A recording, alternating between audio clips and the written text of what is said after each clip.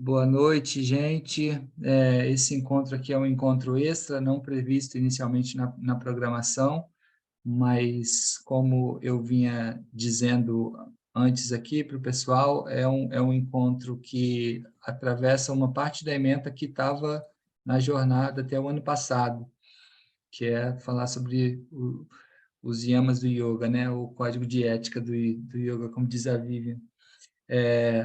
Pra, esse tema estava na ementa, e depois na rediscussão sobre qual seria a ementa, esse tema acabou saindo, mas acaba que a gente está compensando aqui com essa aula extra, e aí a gente vai colocar na plataforma como uma garantia de que todo mundo tem acesso, né? Porque parece que, tendo estado na ementa, também a importância do tema é muito grande. E é um tema que eu tenho, pessoalmente, um carinho muito forte, porque ele conecta diferentes níveis da cultura de paz, e aí a gente teve a alegria aí de contar com a Vivian, que tá participando dessa jornada e que tem um acúmulo, uma trajetória aí no estudo sobre esse tema, e aceitou o convite para vir aqui dividir esses conhecimentos com a gente. Então, para a gente é muito bom estar recebendo você aqui, Vivian. Então, a palavra está contigo e pode começar. Bem-vinda, Mel. E, Leandro, muito obrigada. Sou eu que agradeço o convite, o espaço. Mel, boa noite. Ainda não tinha cumprimentado a você, as demais aqui já. E fico muito feliz que a gente esteja em um momento do yoga, especialmente quando a gente faz esse recorte do código de ética, né? E como eu escrevi de uma tradição de 3.000 anos atrás, e que talvez a gente vai poder chegar aqui a algumas conclusões juntos, que conversa tão bem com a nossa contemporaneidade, né? Então, me apresentar muito rapidamente a vocês, eu sou professora de yoga, sou instrutora de yoga, mas trabalho também com educação corporativa, e nos últimos 5 anos eu tentei fazer as duas coisas, então, né, que dentro da educação corporativa eu pudesse abordar também o yoga, principalmente quando a gente fala das chamadas soft skills hoje, né, então quando a gente fala de emoções, habilidades socioemocionais, e que se um dia eu ficar importante como o Leandro, talvez eu troque de soft skills para core skills, né? Que eu não acho que sejam habilidades adicionais às técnicas ou complementares. Eu acho que as habilidades de convivência, como a jornada vem nos mostrando, né, a cada encontro, são super importantes, e com toda a tecnicidade, né, que o mundo industrial, que o mundo tecnológico contemporâneo foi se construindo, a gente acabou se distanciando um pouquinho disso, né? Como disse o Leandro, a gente vai falar hoje dos yamas. Na verdade, no nível ético e religioso do yoga, a gente fala yamas e niyamas, mas os yamas são os que conversam melhor com essa temática de cultura de paz, de não violência. E primeiro, seria importante dizer, assim, só uma estrutura básica do yoga. Eu não preparei nenhum material, porque eu queria que tivesse mesmo essa configuração de bate-papo, e talvez porque se a gente fosse preparar um material, teria que ser um material maior, uma aula com maior duração. Então, para manter nesse formato de bate-papo, é importante dizer, assim, sobre Patanjali, que foi o principal autor, o sistematizador, na verdade, do yoga. Então, talvez o yoga que vocês conhecem, né, como a maioria das pessoas, é aquele yoga do tapetinho, das práticas meditativas, e é este mesmo que eu também pratico e dou aula. Mas é importante pensar que existem alguns momentos ali antes da prática do tapetinho, que, segundo Patanjali, esse autor e sistematizador colocou em palavras, né, em processos, para que a gente pudesse difundir e dar continuidade à tradição. Então, são 8 passos, né, que um praticante deve seguir para caminhar no caminho do yoga, e os 2 primeiros níveis, eles se dão, então, né, no nível ético e religioso, yamas e niyamas, que a gente falou. O segundo nível se dá em dimensões psicofísicas, então são os asanas propriamente ditos, né, é o nome das posturas que a gente faz, os pranayamas quando a gente se dedica à respiração, e aqui, só tirar da minha colinha, a gente vai para o nível psicoespiritual, quando a gente fala de dharana, dhyana e meditação. Então, são os estados de concentração, os estados de meditação e samadhi, que seria o último passo, que é então o que na teoria, né, todo praticante de yoga almeja, que é esse estado mesmo de transcender todas as dualidades, de transcender todas as questões mais materiais e mundanas e se conectar, conectar a parte divina que existe em nós com a parte divina do universo, e divino talvez até com questões mais religiosas à parte, divino no sentido do que se constitui toda essa matéria, né, da qual a gente faz parte. Então, dito isso, hoje a gente vai ficar com esse recorte dos yamas, que então Patanjali nos convida, né, com essa escritura. Quais são mesmo, Vivian? Estou anotando aqui que você falou. Eu ainda não citei todos os yamas, eu começaria a falar Não, agora. Os 8 não, passos de Patanjali. não, o que você falou agora aí do pranayama, todos Ah, esses. sim. Então, quando a gente pega, né, o caminho de 8 membros de Patanjali para um praticante de yoga, ele se dá em 3 níveis, Leandro. Então, no primeiro Uhum. nível, que é o nível ético e religioso, nós temos os yamas e niyamas, que então o código de ética, como deveria se comportar um praticante de yoga, de acordo com Patanjali. E aí nós seguimos para o nível psicofísico, e aí estamos falando propriamente de asanas, que são as posturas, pranayamas, que são os exercícios respiratórios, e a meditação propriamente dita. Uhum. E um terceiro passo seria no nível psicoespiritual. Então, quando a gente fala de dharana, que é a concentração, quando a gente se senta para se auto-observar, observar os caminhos da nossa respiração. A partir de dharana, a gente vai para dhyana, que é meditação. E uma vez conseguindo estabelecer um estado meditativo profundo, a gente encontra samadhi, que fecha sendo esse 8º nível, que é o maior objetivo, né, de um praticante, transcender, como a gente falou há pouco. Então, esses são os 8 passos. Ficamos com os yamas para o bate-papo de hoje. E o professor Marcos Rojo, eu não sei se todos aqui conhecem, o Leandro provavelmente sim, professor Marcos Rojo é um dos principais nomes do yoga no Brasil hoje, ele é fundador do IEP, do Instituto de Ensino e Pesquisa, onde eu fiz a minha capacitação, e ele é um ser humano absurdamente incrível e que ele consegue transmitir conhecimentos super complexos de uma maneira muito acessível. E aí ele diz que os yamas e os niyamas são basicamente orientações de como você não ser um problema para o mundo e o mundo não ser um problema para você. E aí, depois que a gente concluir nos próximos minutinhos, vocês compartilham se vocês concordam com ele ou não, né? Então, o primeiro yama que a gente vai ter é ahimsa, que significa não violência, e por isso o primeiro, e por isso esse bate-papo nesta jornada, quando a gente fala muito também, né, de não violência, de cultura de paz.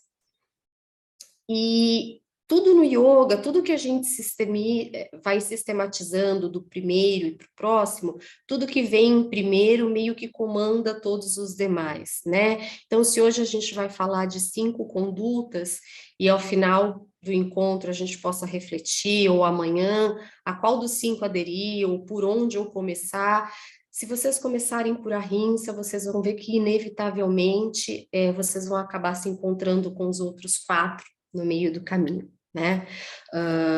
Então, ahimsa, não violência, como o Leandro traz para nós, eu fiquei pensando nessa analogia quando eu estava organizando esse bate-papo, e aí que ele nos ensina, né? Não confundir o oposto de violência não é guerra, o oposto de violência é paz. E aí, pensando nessa analogia, eu também achei importante a gente começar conceituando as diferenças entre não violência e agressividade, né? Então, quando no yoga a gente fala sobre não violência, a gente está falando sobre esse aspecto de não violar direitos, né? E não deste impulso da agressividade que a maioria das vezes a gente associa ao movimento físico, né? Na direção ou contra o outro. E aí, seguindo nessa linha, então, o yoga nos diz que a ahimsa é o principal dos 5 elementos e que não devemos, então, ser violentos na nossa fala, nos nossos pensamentos e nos nossos gestos, né? Na direção dos outros, com toda certeza, mas principalmente em direção a nós mesmos. Então, quando a gente se coloca no tapetinho de yoga para fazer a nossa prática, né, o conceito de ahimsa está ali muito presente. Então, enquanto as outras modalidades físicas, né, nos convidam aí ao limite do nosso corpo para que o progresso aconteça, então, quanto mais peso, mais carga, mais amplitude, maior eu fico, ou mais potente eu fico, isso não é uma crítica, é a característica de cada modalidade. No yoga, quando você senta para começar a praticar os asanas, o primeiro princípio é não seja violento com o seu corpo. Doeu, tá errado. Repuxou, tá errado. Você tá passando do seu limite de conforto, então eu recuo e me ajusto, né? Nesse sentido também, quando a gente começa a transbordar esse conceito em, em complemento ao que o Leandro vem nos trazendo na prática, a gente pode falar também de todas as coisas, tão importantes quanto as coisas que a gente faz, que podem ser violentas, são as coisas que a gente não faz. Então, quando a gente se abstém de alguns posicionamentos, quando a gente finge que não viu uma atitude agressiva em direção ao próximo, então, não violência não significa sermos passivos. Ao contrário, em algumas vezes não sermos violentos significa firmarmos uma opinião, nos colocarmos de maneira muito clara contra uma injustiça ou contra algo de errado que esteja acontecendo, né? Passando a minha cola aqui, vendo se eu não estou esquecendo nada que fosse importante dizer a vocês.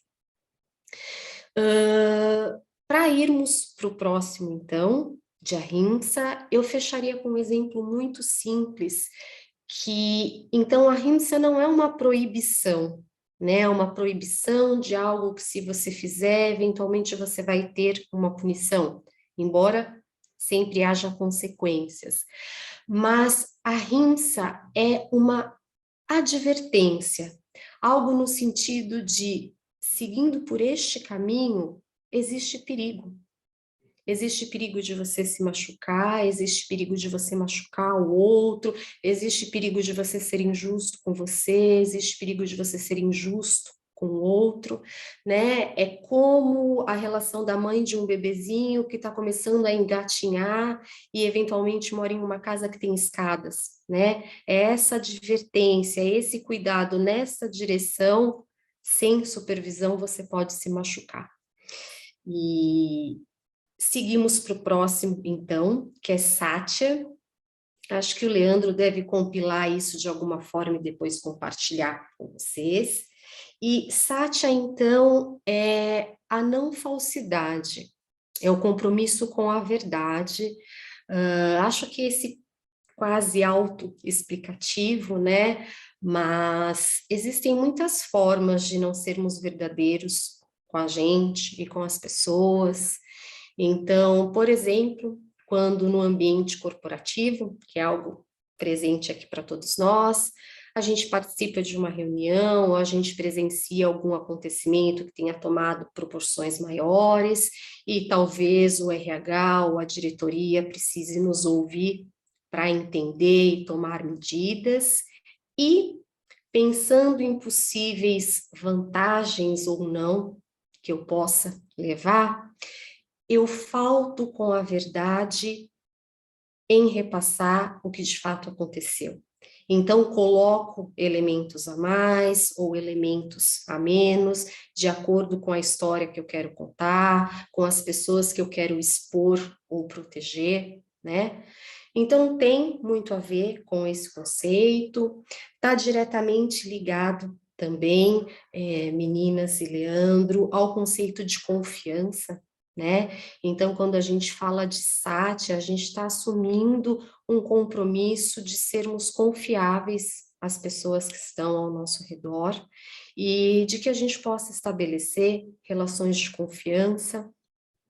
É muito desconfortável e é muito violento, inclusive, né? Quando eu estou em relações, sejam afetivas, sociais ou de trabalho, vocês já tiveram essa sensação de estar em um lugar que todo tempo vocês pisam em ovos? Porque eu não sei muito bem qual é a direção ou o tom daquela pessoa, eu nunca sei se o que ela fala está de acordo com a verdade ou não, e isso acaba de alguma forma condicionando o meu comportamento também. Eu não sei se o que me é perguntado eu devo responder necessariamente de acordo, eu preciso seguir nesse mesmo barco. Na verdade, reorganizando, devo sempre responder de acordo com a minha verdade, mas talvez a situação sugira outras possibilidades, né? Então, com isso a gente fecha Satya. O próximo, então, é Asteya, que é não se aproximar do indébito, né? Algo como se nós fizéssemos uma analogia nos 10 mandamentos aí do mundo da organização cristã, nós estaríamos falando sobre não roubar, né? E Asteya, nesse código de ética do yoga, não se apropriar do indébito, algo como, de novo, vamos levar talvez para o ambiente corporativo. Então, quando eu sou um líder que a todo tempo eu convoco pessoas para reuniões que, como os memes estão nos contando, né, reuniões que poderiam ter sido e-mails, eu estou, de alguma forma, me apropriando indebitamente do tempo das pessoas, da boa vontade das pessoas, da energia das pessoas.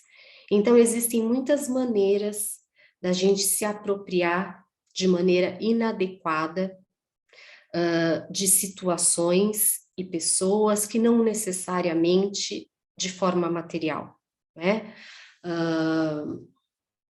Asteya é esse o conceito, então. O próximo seria Brahmacharya. E Brahmacharya, aqui, a gente falaria de sensualidade, seria a tradução mais literal, mas aqui não é sensualidade no sentido sexual, é sensualidade no sentido sensorial, né? Então, num mundo de hiperestímulo, num mundo extremamente barulhento em todos os sentidos, né? Muitos ruídos pelos meios de comunicação, muitos ruídos pelas plataformas digitais, notícias de todos os lados, trânsito, tudo isso, os nossos 5 sentidos eles estão o tempo todo sendo convidados a interagir da nossa pele para fora, que é o que a gente fala. E isso vai distanciando a Vivian cada vez mais dela mesma, o Leandro cada vez mais dele mesmo, e assim a Paula. E isso é muito oportuno às pessoas e estruturas sociais de má fé que desejam a todo tempo nos ter como bonecos de joguetes sociais, né? Então eu te distancio de você, eu te ocupo pelos seus 5 sentidos de maneira superficial o tempo inteiro com estímulos, e isso te ocupa de tal forma que sobra pouco tempo para você refletir, analisar, ter clareza e tomar atitudes que possam ir muito mais na direção dos primeiros 3 princípios que a gente citou, do que, eventualmente, essas pessoas e estruturas sociais e estruturas de poder desejam. Um exemplo claro, e que é muito trabalhado, o nome desse, Brahmachara. E aí eu posso soletrar para você, se você precisar, embora o Leandro esteja fazendo. Já botei ali no chat. Tá? Já. Deixa eu falar uma coisa rapidinho sobre... Sim, por Pode? favor. Que o Brahmacharya tem uma polêmica que algumas pessoas traduzem como fosse celibato, né? E aí Sim, causa sim. uma certa distanciamento de algumas pessoas que dizem, não, mas eu quero seguir uma trilha de valores do yoga, mas eu não quero ser celibatário. E, na verdade, ele é bem é bem essa explicação que a Vivian está trazendo, assim, como se fosse o benefício da gente controlar os desejos, da gente controlar Os o que os nossos impulsos. sentidos, os nossos impulsos, controlar o que os nossos sentidos apontam, né? De que uma vivência de espiritualidade está conectada com elementos que vão para além do que o lugar para onde apontam os nossos sentidos. É por aí que a gente entende. Perfeito, Leandro, muito bem colocado. Existe realmente essa confusão, essa associação que as pessoas fazem, embora, né, os yogis mais antigos faziam práticas muito radicais e eventualmente abdicavam não só da prática sexual, mas de alimentação e outras demandas fisiológicas, né, como um meio de ascender a divindade. Na prática contemporânea, então, o Brahmacharya, quando ele te recomenda não explorar a sensualidade, ele não mais está indo para essa direção, então, da sensualidade em termos sexuais, e pelo que o Leandro trouxe, mas sensualidade em termos sensoriais, esse hiperestímulo que mantém as falas barulhentas dentro de você e te impedem de encontrar com a quietude que te traz clareza e sabedoria de decisões. E só para fechar esse conceito, um belíssimo exemplo. Eu não sei se alguém aqui trabalha com a área de publicidade e propaganda ou de marketing, mas um excelente exemplo seriam esses estímulos que a gente recebe, né, da propaganda moderna, da publicidade moderna, então a todo tempo nos chamando para um movimento ou para fazer alguma coisa que a gente ainda não esteja fazendo, mais ou menos para esse lugar que Brahmacharya vai, e fechando com o 5º conceito dessa relação dos 5 yamas, que é importante reforçar, não são proibições, são recomendações, são advertências de como ter uma experiência não só iógica, mas social e relacional, mais valiosa em todos os sentidos, né? E a parigraha, não sei se Leandro já colocou aí para vocês, Vou tem a colocar ver, todas. tá bom? Conversa de uma maneira muito próxima com Brahmacharya, que é não criar necessidades desnecessárias, né?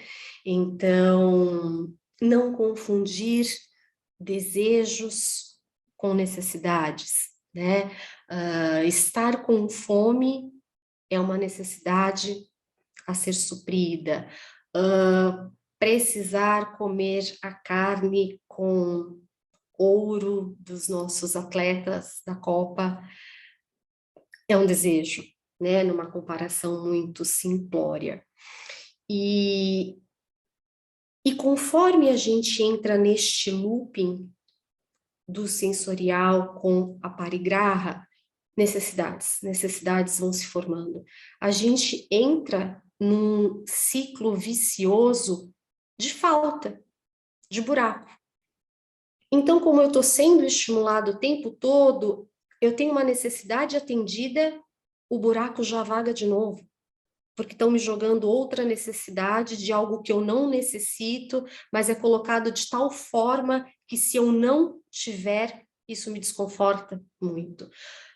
Conversa com o conceito contemporâneo de minimalismo. Eu acho que vocês já tiveram contato também em algum momento, e que fique muito claro, assim como o Leandro fez uma excelente colocação com o Brahmacharya, quando a gente fala desse desapego, desse minimalismo, a gente não está falando necessariamente de abrir mão de todas as questões confortáveis e seguras para uma vida prazerosa de alguma forma. A gente está se referindo aos excessos, né?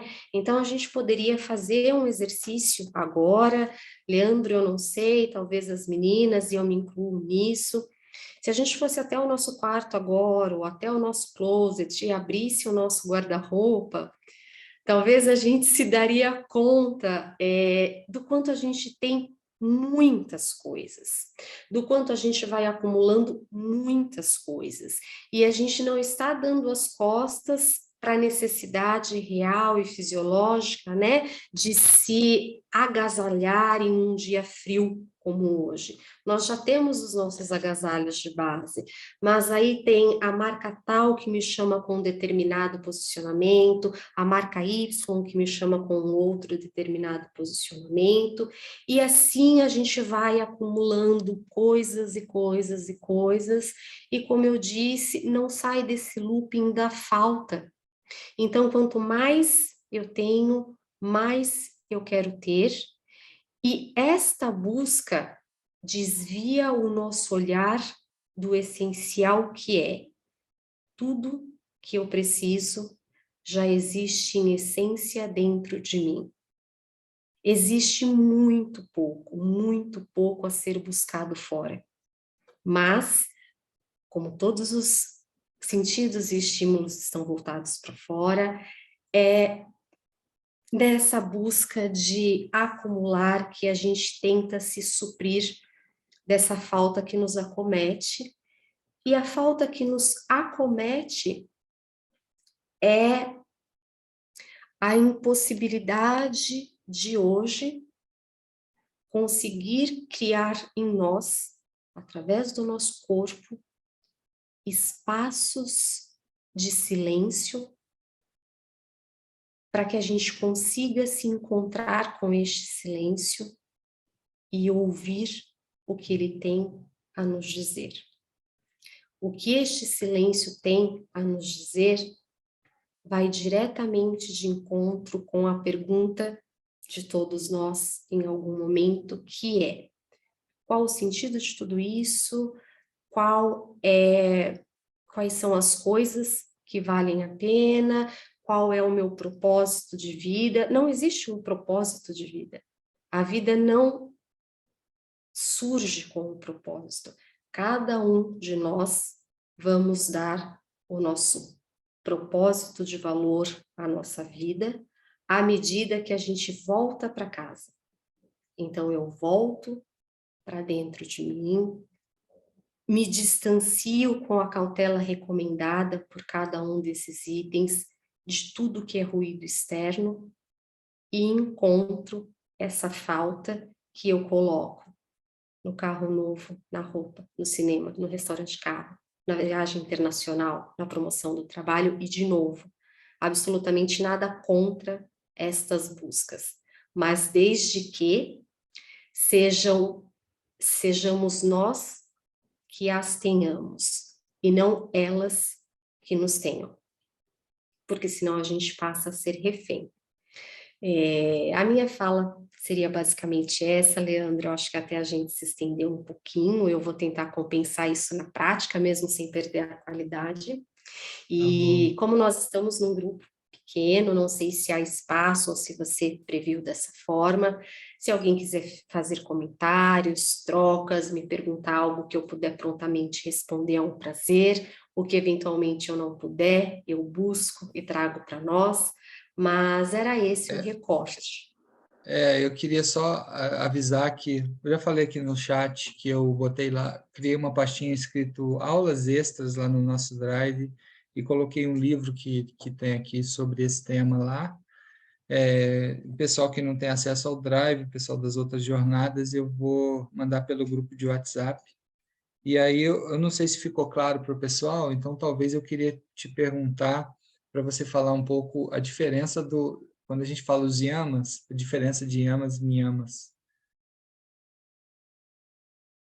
Não sei se a gente chegou a falar isso. Você chegou a falar? Não, na verdade eu citei os niyamas quando a gente falou do primeiro nível ali dos 8 passos do praticante de yoga, no nível ético e religioso. Então, enquanto nós temos niyamas, meninas, como alertas, como cautelas, como cuidados a ser tomados, coisas a não serem feitas nessa direção, os niyamas vão justamente na mão oposta. Então, quais são as condutas de comportamento, quais são os valores, quais são as direções, de novo, recomendadas, que, se seguidas, voltando à fala do professor Marcos Rojo, você deixa de ser um problema para o mundo e o mundo deixa de ser um problema para você. Então, são dois aspectos complementares. Com os yamas, algo como não siga por essa direção. Você vai encontrar coisas que te machucam, né? E os niyamas, este caminho pode ser um caminho que te abraça e que te traz experiências prazerosas e felizes e valiosas. Algo nesse sentido, não sei se você falaria de uma outra maneira, Leandro, mas fique à vontade para complementar. Não, tá ótimo. Era só isso. E aí, se o pessoal tiver alguma pergunta, se não tiver, a gente faz o exercício que você elaborou, A prática, a prática. perfeito. Meninas, fiquem à vontade, se talvez aqui não quiserem falar por conta do horário, posso disponibilizar depois o meu e-mail no chat também em celular, e aí vocês fazem contato de uma maneira privada, como preferirem. Seguimos assim? Para a prática, então? Eu conversei com o Leandro, como eu não sabia exatamente aonde vocês estariam, com quais instalações estariam, eu não desenhei uma prática no tapetinho especialmente, né? Falei com o Leandro sobre conduzir com vocês uma prática que deve ter uma duração de 15 minutos, algo assim, e que ela é uma das 4 incomensuráveis de Alan Wallace. Depois eu falo um pouco mais sobre o autor, se vocês tiverem interesse, e é uma prática de meditação com intenção, e que falaremos sobre autocompaixão, né? Por que autocompaixão? Porque tem a ver com esse tema de não violência, com esse tema de cultura de paz, e falar de autocompaixão ao invés de compaixão, eu achei que faria muito sentido nos seguintes aspectos, né? Sempre bom, às vezes, tentar diferenciar temas que se confundem às vezes, que são, então, empatia e compaixão, né? Eu só vou pôr isso e a gente segue, então, para a prática. Quando a gente fala em empatia, eu acho que já trouxe também algumas aulas do Leandro, a gente fala sobre perceber a dor e o sofrimento no outro e se sensibilizar com ela, não é? Mas isso, de alguma forma, também pode trazer algum sofrimento, algum desconforto para nós mesmos. Quando a gente fala em compaixão, a gente também identifica uma dor e um sofrimento no outro, mas o elemento a mais que a compaixão traz é uma ação. Então, eu percebo o outro em dor, em sofrimento, me identifico com isso e imediatamente eu vou para o meu baú de habilidades e de conhecimentos e vejo o que dali eu posso trazer na forma de uma ação para, de alguma forma, diminuir esse sofrimento, diminuir essa dor. Então, autocompaixão seria exatamente quando a gente faz isso, mas em direção a nós mesmos, né? Então, vou pedir que gentilmente, onde vocês estejam instalados agora, à medida que se sintam confortáveis, podem fechar os olhos. Como eu disse, a nossa prática não deve durar mais que 15 minutos. E pelos próximos instantes, a gente vai fazer só um aterrissar aqui, para que a gente possa absorver melhor essa experiência. Então, primeira coisa, certifiquem-se que vocês estejam acomodadas, sentadas, de uma maneira confortável. Façam ajustes na postura de vocês, para que à medida que seja possível, o corpo deixe de ser um fator de perturbação e a gente consiga se concentrar no que está acontecendo dentro de nós e na nossa mente. Certifiquem-se que vocês estejam equilibradas, ainda que sentadas sobre os isquios, sintam o apoio dos pés no chão. Podemos girar os nossos ombros para trás, com isso a gente ganha meio milímetro, 1 milímetro na nossa altura e descomprimimos um pouquinho a lombar. Se os ombros estiverem próximos das orelhas, a gente distancia. E vamos nos manter como se houvesse um fio de nylon imaginário puxando o topo da nossa cabeça para cima, e para cima é na direção do teto, em relação ao eixo do corpo. E voltando à rinça, não sejam violentas e violento com o corpo de vocês.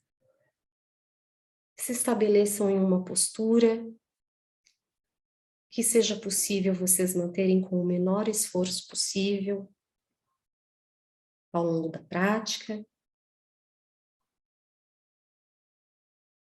Por alguns instantes, localizem os movimentos respiratórios dentro de vocês.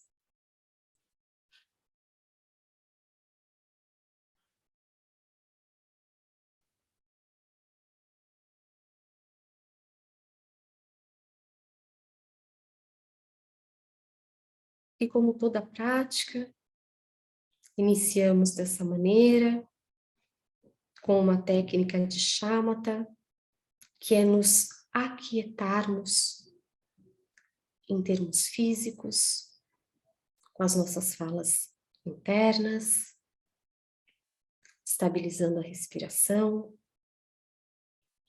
e a nossa atividade mental.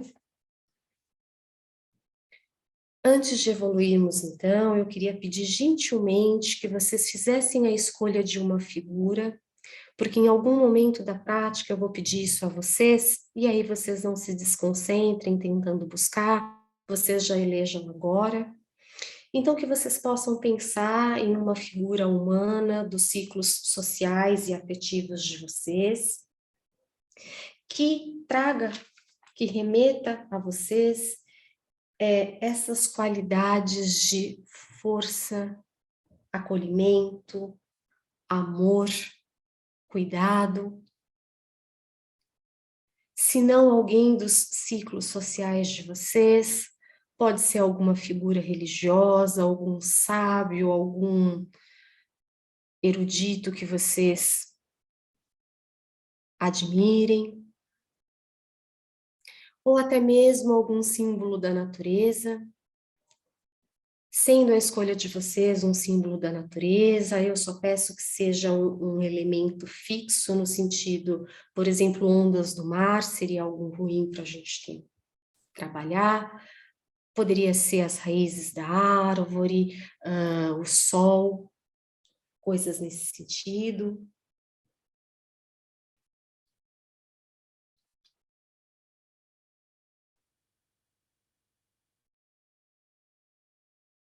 E então, estabelecidos assim, em nossos estados naturais, que ao longo da prática vocês possam confiar nessa capacidade de cura e autorregulação do nosso corpo.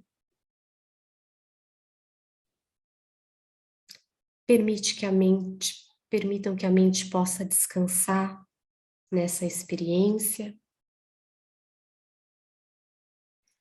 O que foi, já passou, e o que vocês almejam ainda está por vir.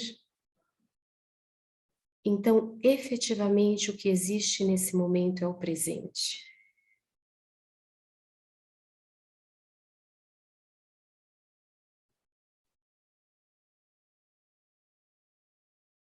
Nesse momento, então,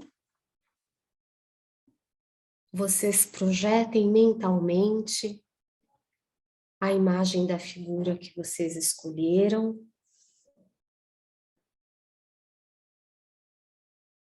Se for uma pessoa, então, se vocês estiverem sentados, essa pessoa, ela está a 1 palmo de distância na frente de vocês.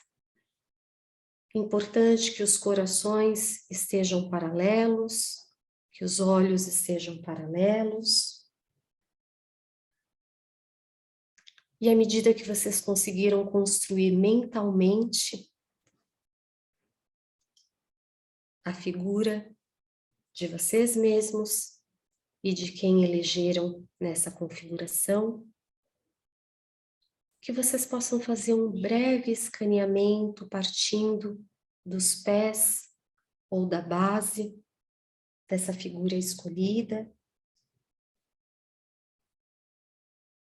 até que os olhos de vocês se encontrem com os olhos dessas pessoas.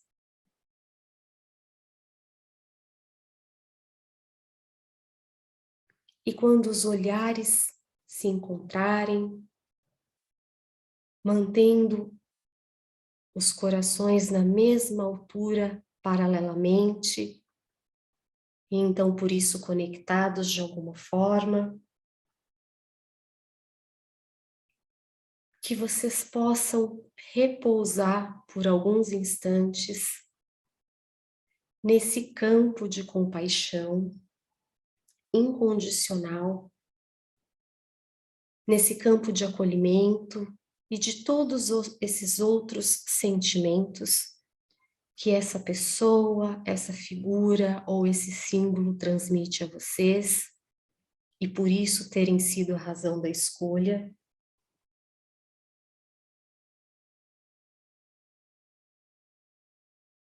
Que vocês possam ser nutridos por todas as qualidades que essa figura representa, de amorosidade, compaixão, ternura.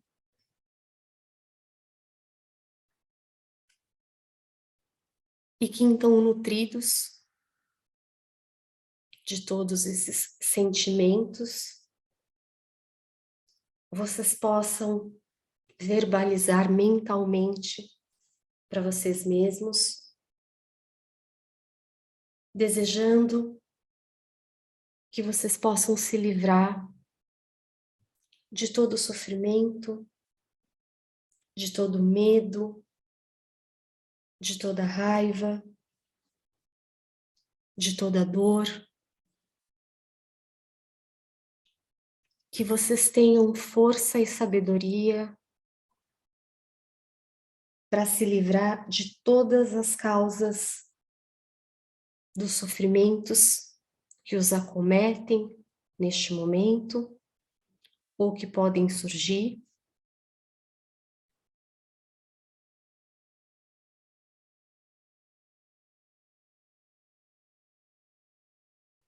E que no lugar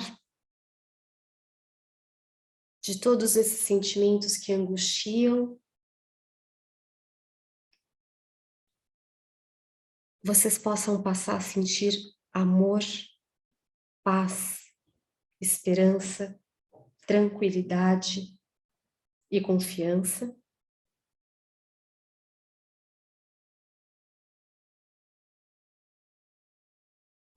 Concentrem agora a atenção e a intenção de vocês no coração dessa figura que vocês elegeram.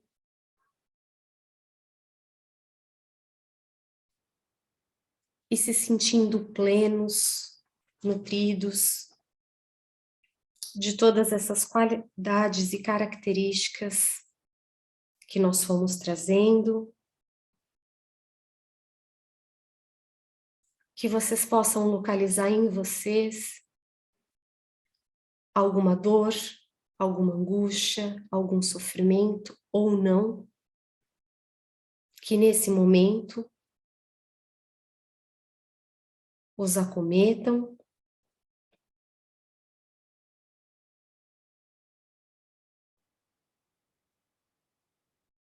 tendo a certeza de que toda dor e todo sofrimento causado por essa circunstância do momento só se dá pelo fato de vocês serem humanos. São as características humanas que os compõem, que permitem que vocês passem por essa experiência, mesmo que momentaneamente seja uma experiência de dor e de sofrimento.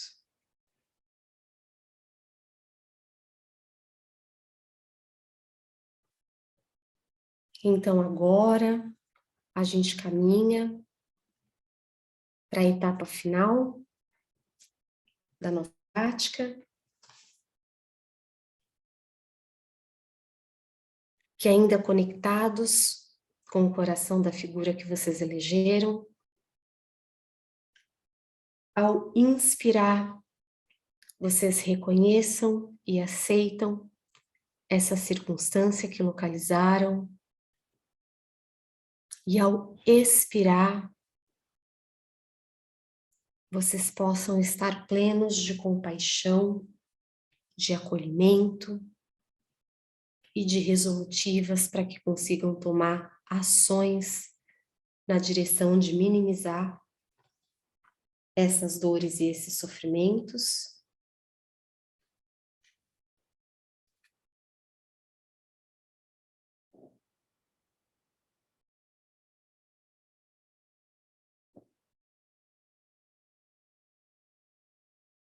Que igualmente possam desejar que o mesmo aconteça a todos esses outros seres humanos que nós mencionamos e que podem ser muitos ao redor de todo o universo, que nesse mesmo momento compartilhem de alguma dor e de algum sofrimento, também por terem as mesmas características de humanos. E que a gente fique com esse compromisso, então, de que ao longo da semana, ao longo dos próximos dias, ou quando acontecer de um novo episódio de dor ou sofrimento ou desesperança acometê-los, vocês tentem se lembrar e voltar para este lugar de autoacolhimento, de autocuidado e de autoternura que vocês puderam experienciar nesse momento. E que quanto mais a gente repete, quanto mais a gente pratica, mais o nosso corpo, as nossas emoções e a nossa mente consegue voltar para ele e encontrar com mais facilidade sempre que for necessário. Que pelo próximo minuto vocês se mantenham ainda de olhos fechados, se for possível. Nós já finalizamos a prática. É apenas para que vocês possam ir gentilmente voltando a fazer contato com o ambiente externo, se desligando dessa figura que vocês elegeram.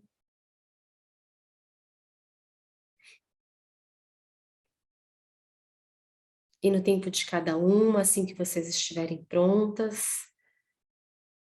voltem a movimentar pés, mãos. Tomem 2 ou 3 respirações mais profundas. E respondam à demanda de movimento que o corpo pedir, se pedir. Bocejar, espreguiçar, movimentar o corpo. E quando estiverem prontas, podem abrir os olhos. Muito obrigada.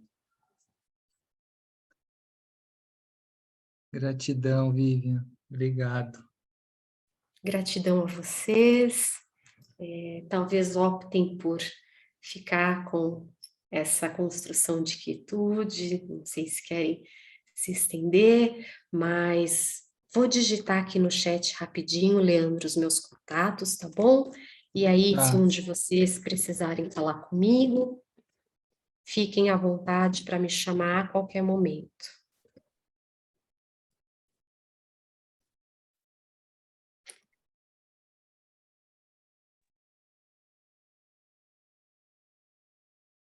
Oi.